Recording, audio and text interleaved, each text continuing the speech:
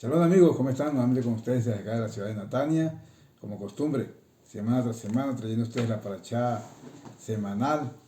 Nos corresponde esta semana la parachá ya por nombre Beshalach. Y sucedió que el faraón envió, Beshalach envió, cuando se determina el momento en que el pueblo de Israel sale de Egipto, de Misraim. Hoy un día especial, estamos pues recordando que estamos hoy en la celebración de la fiesta del Año Nuevo de los Árboles, ¿okay? Donde se conmemora pues un día como hoy, Turisbat, que viene a recordarnos pues que los años también tienen un año nuevo propio y que nos sirve pues entre otras cosas para poder cumplir con mandamientos establecidos en la Torah, como es el mandamiento de la ley de la Orlá y el mandamiento de los diezmos, ¿okay? Que vienen a ser medidos con respecto al ciclo administrativo de cada año y año fijado con respecto al periodo de cada año, y en este caso pues un día como hoy se establecen este, todos los parámetros para determinar qué fruto, qué cosecha pertenecen para este año, para esos efectos, y cuáles corresponden al año siguiente. Y pues también para los con respecto, recordemos que los es la prohibición de comer frutos que derivan de árboles que fueron sembrados en un periodo de 3 años. Estos están prohibidos y el cuarto año pues esto queda cedido, ¿okay? Para los sacerdotes, y ya el quinto año que se puede tener disfrute. Pero sin embargo no es el tema hoy acá, solamente quería traerlo como recordatorio, ya que pues estamos en esta celebración el día de hoy. Así que entremos en materia, vamos a entrar entonces a los asuntos de la parachat. Y dice así: sucedió que cuando el faraón envió afuera al pueblo de Shalach, Dios no lo condujo por la ruta de la tierra de los filisteos, ya que era cercana, pues Elohim dijo: quizás el pueblo cambie de idea cuando vean guerra y regresen a Misraim. Así que Elohim hizo que el pueblo hiciera un rodeo por la ruta del desierto hacia el mar de juncos, Yamsuf. Y los hijos de Israel subieron armados de la tierra de Misraim. Y Moshe había tomado los huesos de José consigo, y que él había hecho jurar a los hijos de Israel, diciendo: de cierto ahí lo tomaré en cuenta, y entonces harán subir mis huesos de aquí con ustedes. Nos tenemos acá, y recordemos que en la parasha anterior, la parasha Bot, habíamos visto la plaga final de la muerte de los primogénitos, en que generó el punto de inflexión, en donde ya el faraón determinó conjuntamente, bajo la presión de todo el pueblo y de todos sus ministros, que era conveniente salir del pueblo de hebreo, dejarlo salir para que pudieran servir al Eterno. Sin embargo, aquí viene el relato a continuar con lo que sucedió a posterior. ¿Okay? Vemos que el Eterno los condujo una vez de ellos ser enviados afuera, los condujo por una tierra o por una ruta que no era la más cercana era la que conducía a la tierra de los filisteos, ¿ok? Y más sin embargo, ellos fueron dirigidos por Dios para tomar una ruta distinta. El objetivo era que si ellos veían guerra, como posteriormente van a ver, no solamente que pudieran atacar los pueblos filistín y los otros pueblos que estaban circundando la región, sino que en función a que incluso los mismos Israel decidieran irlo en persecución como en función, y así sucedió, ellos bajo el temor y esa incertidumbre se les fuera fácil retornar. Entonces el hecho de establecer una ruta distinta pasando por el mar de los juncos era con el objetivo de no hacer esa opción viable, es decir, que bajo el temor nosotros regresáramos, o nos éramos obligados o tentados a regresar hacia nuestra posición de esclavos en Egipto. Y es una de las circunstancias que nos enseña que es así. Generalmente cuando nosotros decidimos avanzar en cualquier proyecto en la vida o avanzar dentro de las responsabilidades que nos vamos asumiendo, y vemos que las cosas cambian, entonces tendemos a siempre a querer retornar o querer devolver y ubicarnos nuevamente en la posición de comodidad en donde estábamos. ¿ok? Entonces, independientemente que sea bueno o sea malo, siempre dicen que lo mal conocido es lo mejor que lo bueno por conocer. Entonces, ante esas circunstancias, pues eso es lo que se quería evitar acá, ¿ok? Entonces, subieron armados los hijos de Israel, pues entendían que era una situación, era una empresa totalmente riesgosa, salir con tanta cantidad de ganado, con niños, con tantas personas y aparte de eso con la cantidad de pertenencias que llevaban, las riquezas que llevaban de Egipto, entonces tuvieron que salir armados. Estas armas pues también las tomaron de los Misrim, ¿ok? Y nos habla aquí de que José tomó los huesos de José consigo, ya que se había establecido un juramento a los hijos de Israel que en el momento en que llegara ese momento, Yosef Sadik, él muere, y en el momento en que él muere, pues ya no tenía nadie a quien él pudiera delegarle, que hicieran por él lo que él hizo por su padre Jacob, que fue trasladado hasta la tierra de Canaán y fue sepultado en Macpela. A él no se le pudo llevar y se quedó sus restos, igualmente que los restos de todos los 12 hermanos, hijos de Jacob, fueron enterrados en Egipto, y en el momento en que Am Israel salió, todos ellos fueron trasladados, sus restos, hasta acá. Okay, aquí cita nada más en el caso de Joseph, pero según la tradición así sucedió. Okay, esto fue establecido así porque Joseph sabía que llegaría el momento en que el Eterno se acordaría de los hijos de Jacob y los haría retornar a la tierra de Canaán. Entonces ya el verso 20 viene a hablarnos aquí sobre la ruta, que ellos salieron de Sucot y acamparon en Etam, que es el extremo del desierto. Y el Eterno iba delante de ellos de día en una columna de nube para hacerles guiar en el camino, y de noche en una columna de fuego para alumbrarles, para que marchasen de día y de noche. Y él no quitaba la columna de nube durante el día ni la columna de fuego durante la noche delante del pueblo. Esto tiene una alegoría bastante profunda acá. Ciertamente estas circunstancias se dieron desde el punto de vista físico, lógicamente que así, eran el objetivo, como decían, para guiarlos en el camino y alumbrarles, de manera que pudieran andar delante del Eterno constantemente. Es decir, el Eterno marcaba la ruta de acuerdo a estas nubes de gloria que se manifestaban delante del campamento. Entonces, siempre rotaban. Cuando llegaba la noche venía la columna de fuego, cuando se iba la noche, llegaba el alba, entonces venía la columna de nube, y así estuvo así todo ese tiempo. Y esto es representación del mérito de los patriarcas, es decir, la columna de nube representa al patriarca Abraham Avinu, y la columna de fuego a la de Isaac Avinu. ¿Okay? Dentro de esa situación, el mérito de estar delante de él se atribuye a Jacob. ¿Okay? Dentro de estas circunstancias vamos a ir entendiendo lo que viene en el relato posterior, en el versículo 14, en el capítulo 14, dice: y el Eterno habló a Moshe diciendo: ahora los Bene Israel que se vuelvan y que acampen frente a Jirot, entre Migdol y el mar delante de Baal Zepón, frente a él acampaban junto al Yam, junto al mar. Y el faraón dirá de los hijos de Israel: están confinados en la tierra, y el desierto los ha encerrado.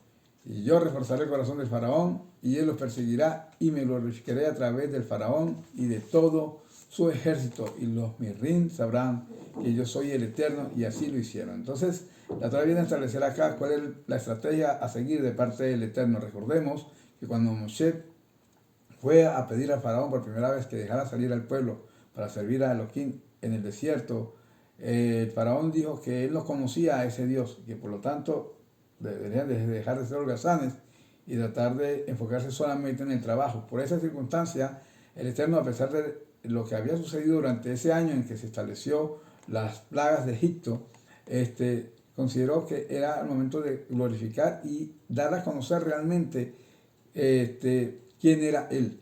Ante esa circunstancia se establece esta estrategia. Ellos rodearon hacia este sector donde se encontraba una deidad, la única deidad que no había sido, como se dice, que no había sido afectada. Todos los dioses de Egipto fueron dañados durante el proceso de las plagas. ¿ok? Y solamente Baal Peor no había sido tomado, ¿ok? Y en ese lugar, pues dicen que el faraón, cuando los vio que estaban girando y estaban merodeando entre ese lugar y del otro extremo estaba el mar, ellos acreditaban a ese Dios la situación de confinamiento que ellos veían que estaban atravesando el pueblo de Israel, según lo que iban a ver sus ojos. Mas, sin embargo, eso solamente se estableció para tratar de animar al faraón al recibir este informe, poder ir y entonces hacer devolver al pueblo hebreo por las buenas o por las malas. Sí, entonces eso es lo que viene a relatar más anterior, más adelante vamos a estar observando esa situación. Y así se le informó al rey de Misraim, al rey egipcio. ¿Ok? Y se estableció entonces que el faraón y sus siervos tomaron carruajes, ¿ok? Y marcharon 600 carruajes, dicen aquí, de los escogidos. Eran muchos más. Estos 600 carruajes eran un tributo que había recibido el faraón de las naciones, ¿ok? Y por eso eran de los escogidos, se refiere acá. Y todos los carruajes, por eso eran 600 carruajes escogidos y todos los carruajes de Misraim, con oficiales sobre ellos. Y el Eterno reforzó el corazón del faraón del rey Misraim y persiguió a los Bene Israel. Y los hijos de Israel salieron con mano alzada. Con mano alzada implica de que salieron estableciendo que con la mano de la bondad de parte de Hashem, mano alzada. En función de esto también se establece que en el momento en que los reyes dieron alcance al pueblo a una distancia en que lo podrían tener a vista, ¿ok? Dice que el faraón se hizo acercar a los hijos de Israel y estos alzaron sus ojos.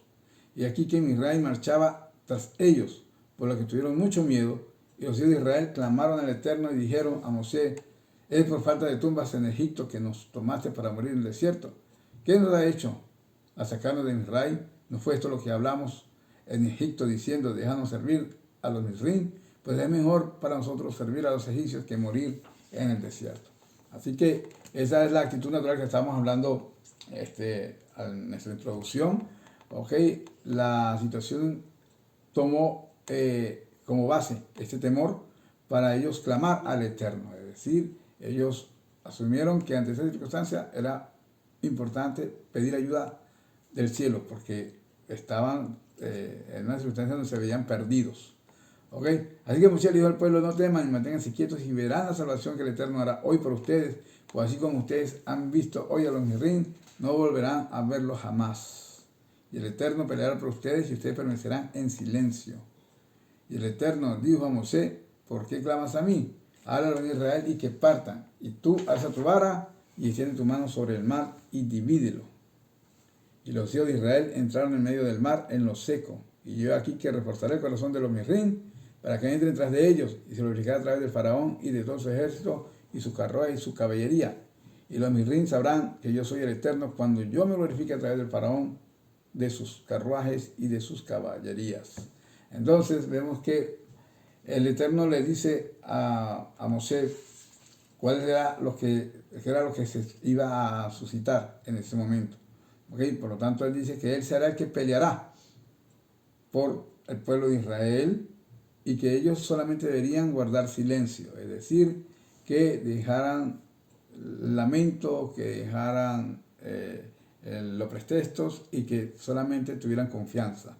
¿Okay? Y el Eterno entonces mandó a callar a Moisés porque decía que ya no era el momento de orar, sino que era el momento de avanzar. Hay momentos en que en la vida nos lleva a que lógicamente debemos que establecer plegaria, oración por circunstancias que nos afectan, y esto es una circunstancia totalmente natural, necesaria y que estimula nuestra fe. Mas, sin embargo, no solamente se puede estar confiando dentro de las circunstancias que van a ser dirigidas desde el punto de vista espiritual. Uno tiene la obligación, el deber de siempre actuar en función a lo que se espera. Eso es la manifestación prácticamente de la emuná en sí, de que por una parte yo creo que el Eterno es lo suficientemente poderoso para poder proveer mi necesidad. Mas, sin embargo, yo estoy en la obligación de hacer mi tadlum, mi esfuerzo, para poder ir en función de ello. ¿Ok? Entonces, ¿cómo se establece eso? De la misma manera, alzando la vara de Moshe, la vara del Eterno. Bueno, y el Eterno se iba a glorificar a través de esto. Entonces, dice que el ángel de Dios que marchaba delante del campamento de Israel se desplazó y marchó hacia atrás de ellos.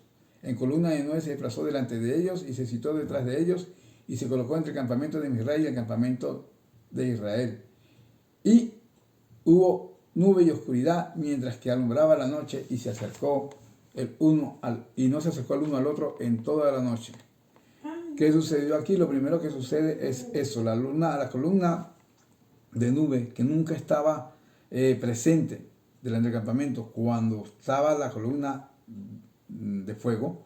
En ese momento estaban las dos columnas haciendo prácticamente el trabajo o la estrategia de defensa para el pueblo de Israel. En ese momento en que oscurecía, la columna de nube se desplaza del frente del campamento de Israel y se coloca entre este campamento y el campamento de los Misraim.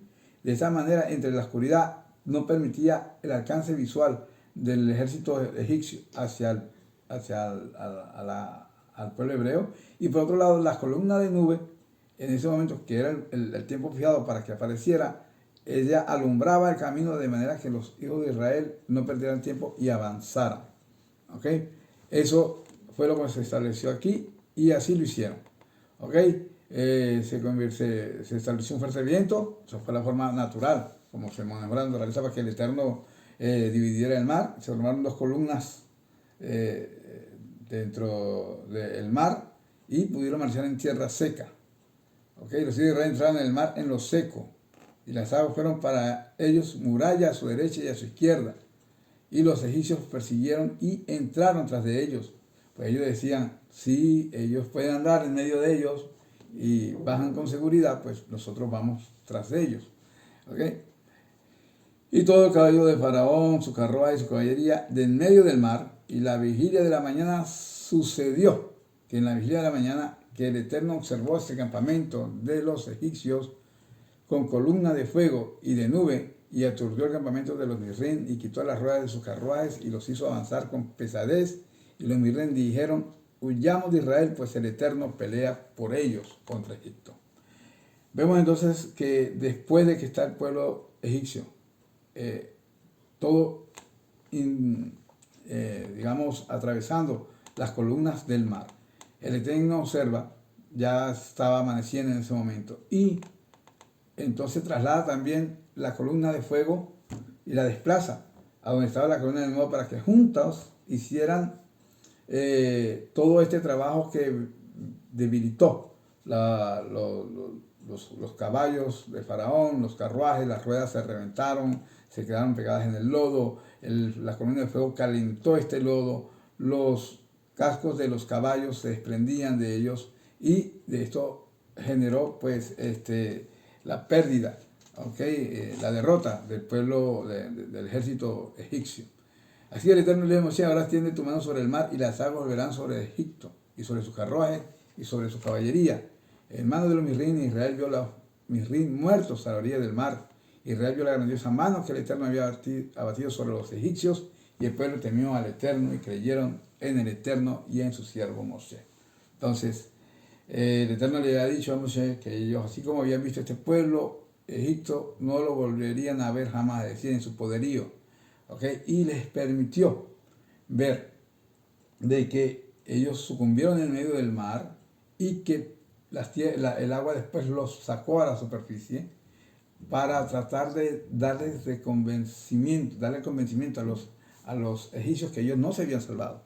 Porque muchos pudieron haber pensado, nosotros así como salimos por este lado, de repente ellos no han muerto, ellos de repente no lo vemos, pero a lo mejor van a salir más adelante o por otra entrada podrán salir. Entonces esa situación de ellos ver al ejército del faraón todos muertos a la orilla del mar, eso hizo que pudieran sopesar, ¿okay? Y llegar a la conclusión de creer por fin en el Eterno, de creer con convicción, y en su siervo Moshe como enviado del Creador.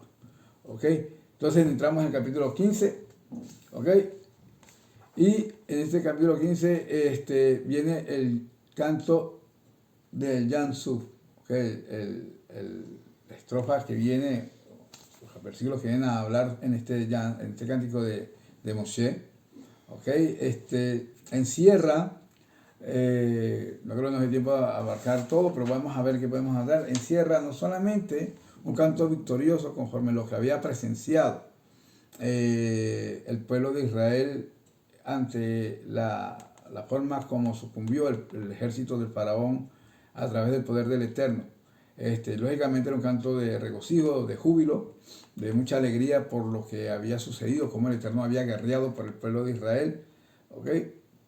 Y ante esta circunstancia, recordemos que el Eterno había dicho, solamente permanezcan en silencio y yo guerrearé por ustedes. Aquí se toda esta enseñanza. Es muy importante que al permanecer en silencio, cuando el pueblo de Israel se dirige en oración, nosotros llamamos oración propiamente dicha, la amidad, la tefilá, se dice en silencio. Okay, entonces, cuando el pueblo de Israel está en silencio, o sea, está orando, puede reposar que el Eterno librará. Eso genera, pues, este gozo, esta situación de este cántico que les animo a que lo lean. No solamente, como les decía, habla de lo que habían presenciado, sino que viene a establecer circunstancias de índole proféticas, como el hecho de la profecía de que se establecerá un lugar para el Eterno. ¿Okay? Eso se establece aquí en el verso número 2, donde dice, este es mi Elohim y lo embelleceré. Es decir, el hecho de que a través de haber visto lo que el pueblo de Israel vio con la destrucción del ejército del faraón, esa convicción de creer en el Eterno los llevaría a reconocerle y a embellecerle. ¿Cómo se embellecería? Pues estableciendo un lugar, así lo interpretan los sabios sobre este versículo, y a eso se refería. Era una profecía que vendría a hablar sobre el Beit HaMikdash a posterior. ¿Okay? Es el Dios de mi padre y lo exaltaré. ¿Por qué el Dios de mi padre? Porque ellos entendían que no era por el mérito de ellos como seres humanos, como pueblo, sino que la razón por la cual el Eterno se manifestó de esa manera tan poderosa era en función del mérito de los patriarcas. ¿Okay? El Señor de la guerra, el Eterno es su nombre. Señor de la guerra se refiere a que Él, así como un rey, asume el momento de tener que defender su pueblo, ir y pelear con otros pueblos. De esta misma manera, Akadosh Baruj Hu guerrea por el pueblo de Israel. Y eso es nuestra convicción. Y así se mantiene siempre. Y el Eterno es su nombre, es decir, tenemos el conocimiento de Akadosh Baruj Hu, de su nombre, Shana Meforaz. Okay, aquí viene a aclarar pues, todo lo que fue el proceso de cómo destruyeron al ejército. Dice que el verso 6, tu diestra eterna es majestuosa en poder, tu diestra eterno quebranta al enemigo. La diestra del Eterno es, su mano derecha, pues representa, recordemos estos aspectos metamórficos, que hablan de aspectos físicos del Creador que se le atributen al Creador, solamente son para nuestra comprensión y tratar de entender cómo podemos plasmar la relación del Eterno con el hombre. Sin embargo, estamos claros que el Eterno no tiene cuerpo, ¿ok? De ninguna forma se puede creer en eso, pero ahí la forma en que son estas escrituras se está estableciendo para nuestra comprensión. Entonces, la diestra del Eterno, su mano derecha representa la bondad, ¿ok? El Gesed. Y si dice que tu diestra es majestuosa en poder, es porque a través de esa bondad Él manifiesta el poder de dirigir el mundo. Y después dice, y tu diestra, oh Eterno, quebranta al enemigo.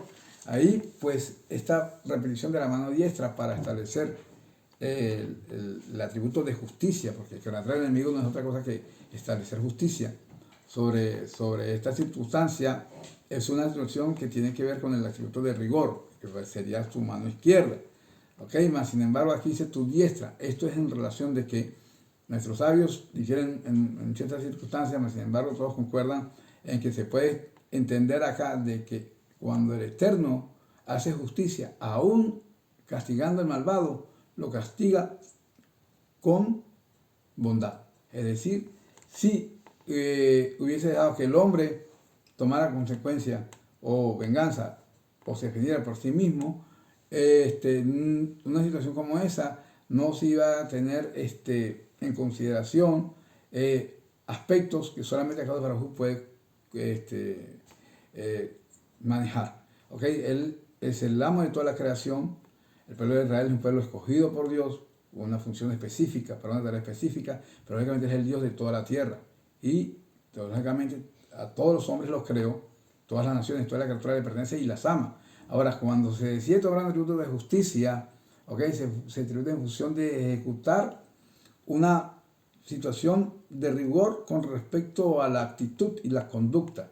Mas, sin embargo, el aspecto del valor de las personas tiene un valor intrínseco por sí solo. Por eso es que una vez que vemos que el agua sucumbe, aborda y lleva a las profundidades del abismo del mar al ejército del faraón, en su misericordia, él hace que el mar los devuelva y caigan a tierra y que puedan ser enterrados, como lo relata aquí el cántico. Dice, con el soplo de tu nariz se apilaron las aguas, así como cuando una persona está molesta, ¿sí? Lo primero que se genera es el malestar a través de un aspirar profundo.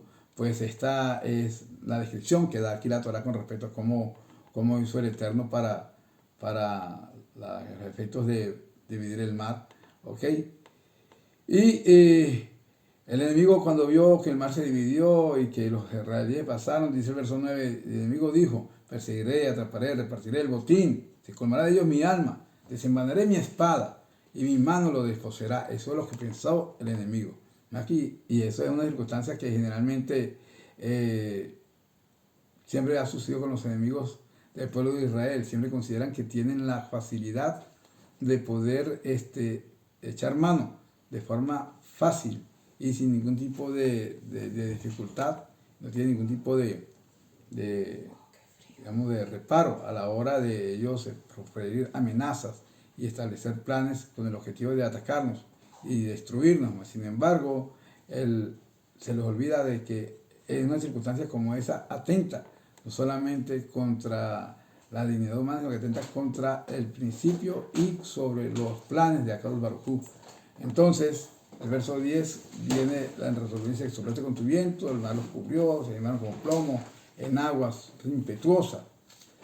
Entonces, ¿quién es como tú entre los poderosos, oh Hashem? ¿Quién es como tú, sublime en santidad, temible en alabanza y hacedor de maravilla? En este versículo 11 hay, en este canto, expresiones sumamente importantes. ¿Quién es como tú entre los poderosos? ¿Hay otro poderoso aparte de Hashem? No, mas sin embargo, en la convicción de las sociedades, la convicción incluso del pueblo hebreo, que había visto cómo se manejaban tantas deidades en Israel, podía entender de que no había un poder más grande que él. ¿Okay? Eso es lo que establece en esta primera parte del versículo. ¿Quién es como tú, sublime en santidad? Es decir, sumamente apartado, algo que no se puede percibir ni se puede tener una conciencia clara de lo que es, pero que tu santidad es sublime, se puede apreciar. ¿Ok? Es lo que viene a decir acá. Y temible en alabanzas. Temible en alabanzas viene a decirnos qué tan delicado es uno dirigir incluso alabanzas al Creador. ¿Por qué? Porque cuando nos dejamos mover por la motivación, la emoción, el sentimiento y expresamos palabras de alabanza al Eterno, tenemos que tener mucho cuidado y ser sumamente cuidadosos con esto, en solo establecer las palabras que están escritas en la Torah con respecto a atribuirle atributos, valga la redundancia, al Creador. Porque si nosotros decimos cosas que pueden salir muy bonitas para nuestro lenguaje o nuestros sentimientos, pueden parecer sumamente hermosas, a la hora de alabarlo podemos estar diciendo cosas que no son o simplemente diluirlo en cuanto a lo que es su santidad. Por eso es temible en alabanza. Y hacedor de maravillas, pues por todo lo que yo había presenciado. ¿Okay? Inclinaste tu diestra, la tierra los tragó, ya te contó este pueblo que redimiste. ¿Viste? Inclinaste tu diestra y la tierra los tragó. Es decir, fueron enterrados porque el mar los había sucumbido. Y entonces la tierra los tragó. Y guíate con tu bondad este pueblo que redimiste y lo dirigiste con poder a la morada de tu santidad. ¿Ok?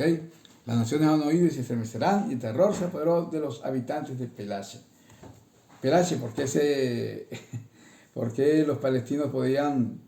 Estos palestinos son los palestinos que hoy en día son árabes, que viven en esta región y han asumido pues que ellos son los descendientes de los filisteos, como les dicen en español.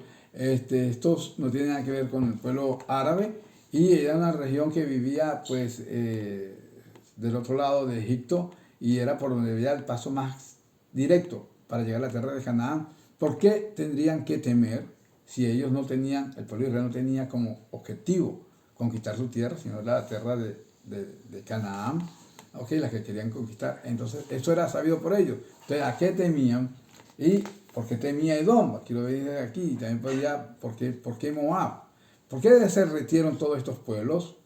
Por el hecho de que todos, por una parte, envidiaban la forma como el pueblo de Israel fue protegido por Akadosh Baruj Hu, y ante estas circunstancias se veían limitados a la hora de querer tratar de formar un frente y pelear contra el pueblo de Israel. Y por otro lado, por entender de que así como el pueblo de Egipto había sido el ejército más poderoso de ese momento, pues sería muy difícil conseguir una fuerza que pudiera luchar contra esta fuerza que defendía el Eterno. Ante estas circunstancias se derritieron los moradores de Canaán. ¿Por qué? Porque ellos sí sabían que ellos iban por ellos. Es decir, que ese sí era el objetivo del pueblo de Israel, tomar la tierra de Canaán, porque había llegado el tiempo que se había establecido para que ellos tomaran esta heredad. ¿Ok? Bien, así continúa el cántico con palabras sobre cómo nos llevará. ¿Okay? Dice que los llevarás y los plantarás en el monte de tu heredad. Esto lo dice Moshe en el cántico. Fíjate que lo dice, los llevará, él no se incluye. De forma profética, él está aquí manifestando que él no entraría, porque aquí dice, los llevarás, está excluido, y los plantarás. No dice, y nos llevarás y nos plantarás, no, dice, los llevarás. De forma profética manifestó aquí en este cántico que que él no entraría, ¿ok?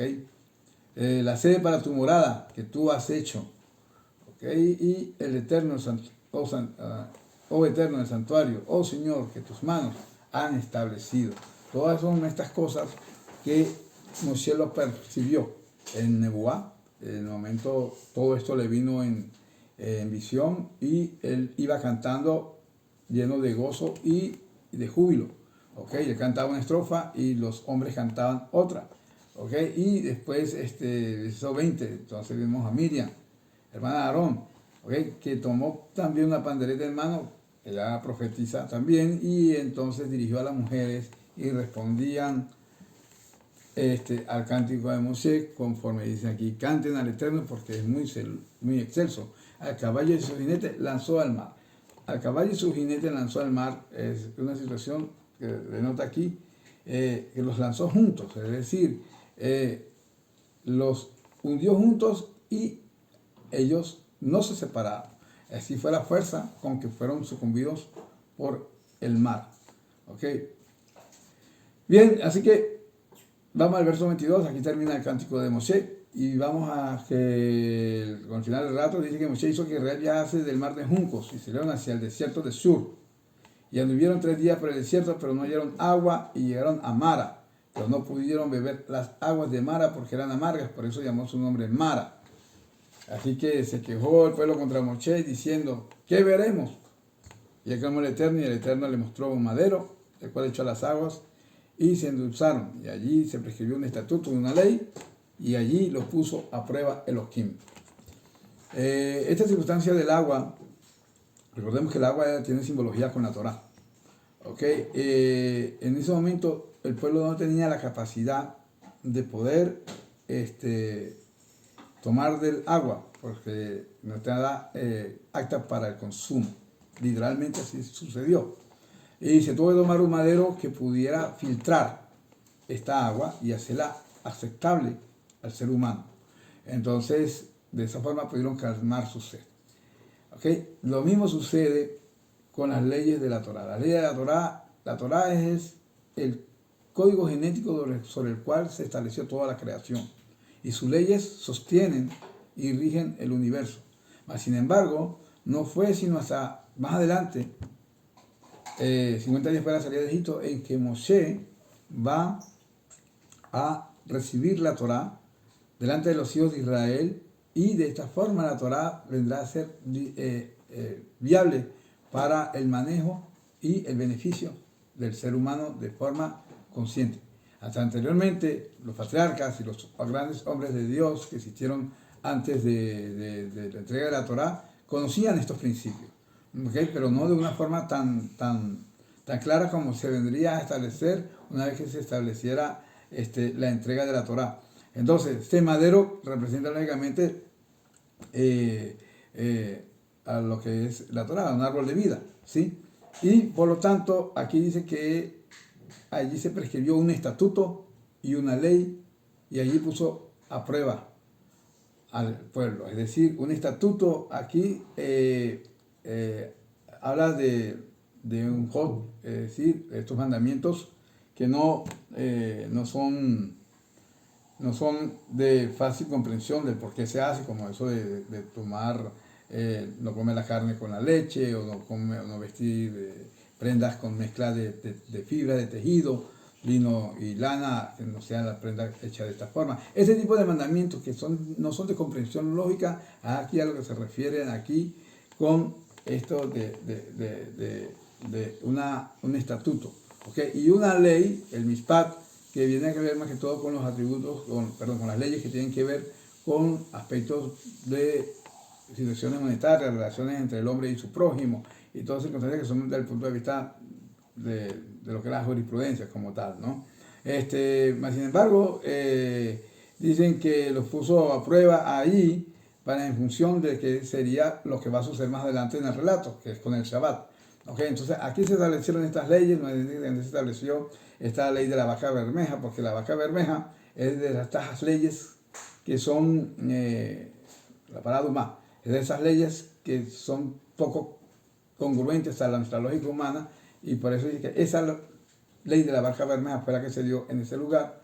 Se dio la ley de leyes monetarias y se dio la ley del Shabbat. Nuestros sabios dicen que también se encuentran en los Midrashim, que no figura eso de la vaca bermeja, más sin embargo hay Midrashim que sí figura el aspecto del honor a los padres, ¿okay? Como de esos estatutos que se dio. Ok, bueno, lo puso a prueba, lo puso a prueba en función de lo que viene a contar aquí ahora con respecto a lo que va a venir más adelante con respecto a lo del Shabbat. Ok, entonces, capítulo 16, dices antes del capítulo 10 que ellos llegaron en línea, ya había 12 jinetes, habían 12 fuentes, 12 fuentes de agua, ¿ok? Y 70 palmeras datileras, y allí acamparon junto a las aguas. Esto se les dio, una vez que ellos le dieron esos estatutos, el Eterno les dijo que tienen que mantenerse de forma diligente, escuchando y observando el cumplimiento de estos estatutos que se les habían dado, estas leyes, y de esta forma ellos evitarían caer con los malestares y las circunstancias penosas que vivió Egipto, sino que si incluso hubiera una enfermedad, el Eterno los sanaría. ¿Okay? Entonces llegaron aquí a Elim, ¿okay? Marcharon de un lugar a otro, y ahí acamparon, y entonces consiguieron con esta situación 12 fuentes, que era en alusión a las 12 tribus, y 70 palmeras datileras, que era en referencia a las 70 ancianos que andaban legislando con Moshe. Muchos dicen que también hace referencia a las 70 naciones primordiales, pues estaban establecidas al principio de la creación del mundo. Pero el capítulo 16, dicen que partieron de ahí de Elim, toda la asamblea de los hijos de Israel, y llegó al desierto de Sim, ¿okay? Que está entre Elim y Sinai. Esto fue previo a llegar al Sinai. Era el 15º día del segundo mes después de su salida en Egipto, de Misraim. Habían pasado 31 días desde el Ceder de Pesach, habían pasado 30 días de haber salido de Egipto. Y toda la asamblea se quejó porque no había alimento. Se les acabó las provisiones, las tortas de pan ácimo que habían hecho a la salida de Misraim, se les había acabado y fueron y se quejaron contra Moisés. Y la forma en que se manifestaban su necesidad no era la forma más idónea, porque vemos que incluso Moisés llega a temer, porque pensaba que en algún momento podría ser apedreado. Lo vamos a ver en esa parte, en el pasaje con el agua de la peña también. ¿Okay? Entonces, en estas circunstancias en que no tenían ya tortas, matzot, panes ácimos para comer, entonces ellos le piden a Moisés que cubra su necesidad, que hable con Dios, que cubra su necesidad. Pues ellos recordaban y anhelaban cómo comían hasta la saciedad en Egipto. Circunstancias que estaban alegando, no sé, tal vez en los periodos primeros, cuando llegó Jacob y ellos llegaron, pero en condición de esclavos no creo que ellos hayan estado sentados junto a estas ollas, a no ser que estuvieran cocinando para otros, para sus amos. Bien, el Eterno dijo a Moisés: aquí que yo haré llover para ustedes pan del cielo, y el pueblo saldrá y recogerá la porción diaria en su día, para ponerlo a prueba, si seguirá mi enseñanza o no. Y sucederá que en el sexto día, cuando prepare lo que traigan, será doble lo que darán cada día. Esto es lo que estábamos hablando, que por qué decíamos que en ese día que le enseñó estatutos y leyes, le enseñó el Shabbat, porque esto es como le iba a poner en prueba. Aquí, a partir de este 31 días de haber salido de Egipto, a partir de ahí y hasta 40 años, el pueblo de Israel iba a estar alimentándose del maná, ¿okay? Que era este pan que venía con el rocío en cada mañana, ¿okay? Y que era el alimento, fue el alimento del pueblo durante esos 40 años, ¿okay? Y tenía sus características. Ese man tenía la característica de que podía saber, entonces el Midrash podía sentar el gusto a lo que cada persona quisiera sentir y anhelar. Él podía comer, prepararlo como cualquier alimento que anhelara y le iba a dar el mismo sabor. Tenía las suficientes nutrientes para mantenerlos con fuerza y hacerles caminar durante ese periodo de 40 años que estuvieron en el desierto, cosa que ellos no sabían que iba a ser tan largo, y por lo tanto asumieron. Sin embargo, ellos tenían la limitación de solamente tomar una medida por día. ¿Okay? El que tomaba más de la medida o menos de la medida, ni le faltaba, ni le sobraba, siempre era un log, tipo de medida de volumen que se manejaba en la Torah. Hay diferencias disyuntivas, son 2,5 litros aproximadamente. Hay quienes dicen que es un 50% más, y otros dicen que está en un 75% más. Hay más log en la Gemara con respecto a cuánto es realmente un log, pero sin embargo, eso es lo que se establece. ¿Okay? Los sabios concuerdan que más o menos esa es la cantidad con la que se prepara la masa suficiente para hacer la flashajalá, ¿okay? Cuando se manejan las mujeres preparan el jalot y separan la harina para el sacerdote. ¿Okay? Bien, entonces Moshe y Aarón dijeron a todos los hijos de Israel: al anochecer sabrán que fue el Eterno el que sacó de la tierra de Misraim, y a la mañana verán la gloria del Eterno, pues él ha oído las quejas de ustedes contra el Eterno. ¿Ok? Y Moshe dijo: y cuando al anochecer el Eterno le dé carne para comer, y a la mañana pan para saciarse, para escuchar al Eterno las quejas que ustedes incitan contra él, pues nosotros ¿qué somos? Que contra nosotros son sus quejas, sino contra el Eterno. Entonces, aquí hay la circunstancia de que para tratar de confrontar al pueblo, el Eterno le está diciendo que era necesario que ellos entendieran que no fue una situación de falta de tacto, que ellos están incómodos por el hecho de que se hayan quejado contra ellos, sino que la queja contra ellos era una queja contra el Eterno, pues él era el que le había sido el responsable y el que los había sacado de Egipto. Y por lo tanto, así se dio, todo esto se dio, vamos ya avanzando en el tiempo, llegaron los codornices en las noches, comieron carne, nosotros sabemos que llegó el día del Shabbat, recogían del Shabbat, previamente el que recogía y guardaba del maná entre semana, ese maná se ponía lleno de gusanos y hedía. ¿Okay? Se relata en la Torah que sí pasaron circunstancias, por lo tanto estaba prohibido, a excepción del Yom Shishi, en donde el Eterno le dice a Moshe que le permite que recojan doble porción con el objetivo de que preparen el alimento para el otro día. Pues en Shabbat, como sabemos, no se cocina, hay que preparar todo el día anterior. ¿ok? Y esto fue así, se manejó de esta forma, ¿ok? Y de esa forma, pues entonces la Torá nos lleva al versículo que viene a hablarnos, ¿ok? Que se coloca parte de este maná como un testimonio delante del Eterno, es decir, se colocó en un recipiente y se colocó un loco para que estuviera como testimonio para las futuras generaciones, y esta presencia de este maná estaba siempre en el lugar donde estaba el arca del testimonio, y por lo tanto ahí se resguardó, ¿ok? Y el objetivo era ese, ¿ok? Durante 40 años lo comieron, ¿ok? Y eso fue lo que sucedió hasta la llegada a la tierra de Canaán, cuando llegaron a la frontera, que pasaron ya el